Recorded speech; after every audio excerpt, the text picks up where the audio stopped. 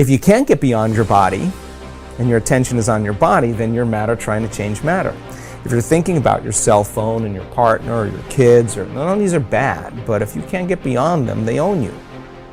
If you're thinking about how much time it's going to take or how much time the meditation is going, you haven't dissociated from the very world of three-dimensional reality to create something differently with. So that process of overcoming ourselves, that process of overcoming is the process of becoming. As an example, people stand on the stage, and they tell their testimonials, their stories at our events, whether it's stage 4 cancer, blindness, deafness, MS, lupus. We've seen just about everything. Parkinson's. So many people say, I really believe that this information, or that you could actually create a better life for yourself, or you could heal yourself. I always believed that it was true, and I saw the testimonials of other people, I've read the information, I saw the scientific research. I just never believed it could happen to me, or that I could do it. Now this is a big moment. This is the moment you come out of the bleachers and you get on a playing field, because in order for that person to prove that their mind can affect their body, they would have to show up every day and do the work. If they don't show up, then they don't believe it's possible. If they do show up every day, they do believe it's possible. And you keep showing up every day after a period of time, you start feeling worthy to receive it. And the universe only gives us what we think we're worthy of receiving. So it's the overcoming process that is the becoming process. People who are sick in this work, I can guarantee you with stage 4 cancer that has metastasized to every organ, every tissue, every bone in their body, and they've gotten the diagnosis and the prognosis, I'm sure there were days where they felt fear. And they had to make one of two choices, to either do the work or surrender to fear. And they showed up that day, and they overcame their fear a little bit more and surrendered to love. That's a victory. There were days where I'm certain they didn't feel good. They didn't feel physically good, and I know that it was probably hard for them to think greater than how they felt. They couldn't do that if they were still their body. They would have to get beyond their body in order to change, and they showed up that day and they overcame their body a little bit more. And I'm sure there were days where they had self-doubt. In fact, many of them, their disease got worse before it got better, and they could have easily listened to their family and to the voice in their head that said it's not working. But they showed up anyway, and they did the work, and they overcame their doubt that day. And I know there were days where they thought they didn't have enough time because they had children and work and all kinds of obligations, but they made time. And it was the overcoming that actually created the becoming. And so they weren't visualizing anything. They weren't affirming anything. They were changing. Now, many of them would have a great meditation, get up feeling wonderful, feeling like connected to the emotions of their future, and their sleeping patterns got better, had more energy, their pain diminished, but their blood values and their scans were still the same. They didn't say, oh, well, I kind of got a little bit better, but this doesn't work. That would be the old self, returning back to the old personality. They were more concerned about what they still had to change about themselves in order for their health to change. So they realized that many of them, 1 hour of meditation and feeling wonderful, and then spending 15 hours of your remaining day reacting and responding to everyone and everything in your life and believing those thoughts that are just hardwired programs in the brain and acting and behaving like the old self. Genes aren't going to change that way, so all of a sudden now it became practical. I got to get so good at doing this with my eyes closed. I got to do it with my eyes open. Now, this is the big game, because you got to be able to self-regulate. And so what became very practical to them is, now I'm going to rehearse how I'm going to be on the Zoom call. Now I'm going to rehearse how I'm going to be with my children, how I'm going to be with my ex. I'm going to monitor my responses. There's got to be a better way to be. Now the game becomes very real, right? And then they review at the end of the day, when did I fall from grace? When did I lose it? When did I go unconscious? Tomorrow's another lifetime. Tomorrow's when I didn't fail, I just went unconscious. Okay, tomorrow I'm gonna just work on that one thing. So now they're really working on the process of transformation. It's no longer about their health condition. They're not focused on their health condition. They're focused on change, right? And nothing changes in our life until we change. So when you hear those stories and the person has to really overcome their belief that this could work for everybody else, they just never believed it could work for me.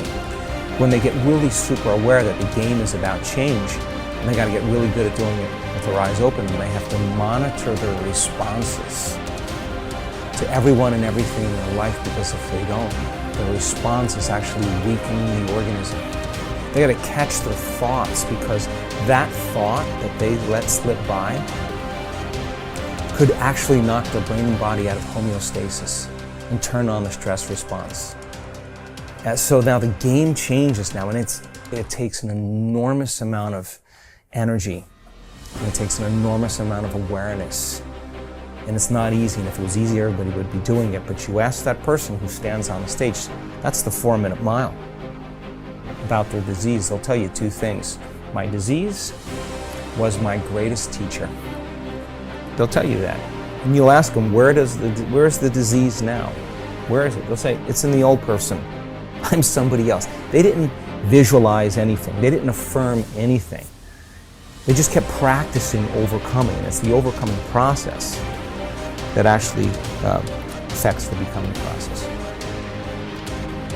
What determines the difference in human actions? Throughout my life, I have passionately sought the answer to these questions. One thing is clear to me. Human beings are not random creatures. Everything we do for a reason. We may not be aware of the reason consciously, but there is undoubtedly a single driving force behind all human behavior. This force impacts every facet of our lives, from our relationships and finances to our bodies and brains. What is this force that is controlling you even now and will continue to do so for the rest of your life? Pain and pleasure. Everything you and I do, we do either out of our need to avoid pain or our desire to gain pleasure.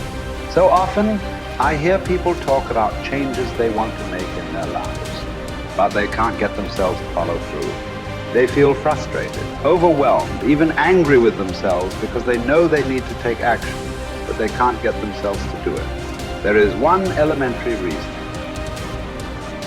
They keep trying to change their behavior, which is the effect instead of dealing with the cause behind it. Understanding and utilizing the forces of pain and pleasure will allow you once and for all to create the lasting changes and improvements you desire for yourself and those you care about. Failure to understand this force dooms you to a future of living in reaction like an animal or a machine. Perhaps this sounds like a complete oversimplification, but think about it. Why don't you do some of the things you know you should do? After all, what is procrastination? It's when you know you should do something, but you still don't do it. Why not? The answer is simple. At some level, you believe that taking action in this moment would be more painful than just putting it off. Yet, have you ever had the experience of putting something off for so long that suddenly you felt pressure to just do it, to get it done? What happened? You changed what you linked pain and pleasure to. Suddenly not taking action became more painful than putting it off. A man who suffers before is necessary, suffers more than is necessary. What keeps you from approaching that man or woman of your dreams? What keeps you from starting that new business you've been planning for years? Why do you keep putting off that diet? Why do you avoid completing your thesis? Why haven't you taken control of your financial investment portfolio? What prevents you from doing whatever it takes to make your life exactly as you've imagined it? Even though you know that all these actions would benefit you, that they could definitely bring pleasure to your life, you fail to act simply because in that moment you associate more pain to doing what's necessary than missing the opportunity. After all, what if you approached that person and they rejected you? What if you tried to start that new business but failed and lost the security you have in your present job? What if you started a diet and went through the pain of starving yourself, only to gain the weight back eventually anyway? What if you made an investment and lost your money? So why even try? For most people, the fear of loss is much greater than the desire for gain, which would drive you more. Keeping someone from stealing the $100,000 you've earned over the last 5 years, or the potential of earning $100,000 in the next 5. The fact is that most people would work much harder to hang on to what they have than they would to take the risks necessary to get what they really want from their lives. The secret of success is learning how to use pain and pleasure instead of having pain and pleasure use you. If you do that, you're in control of your life. If you don't, life controls you. If we link massive pain to any behavior or emotional pattern, we will avoid indulging in it at all costs.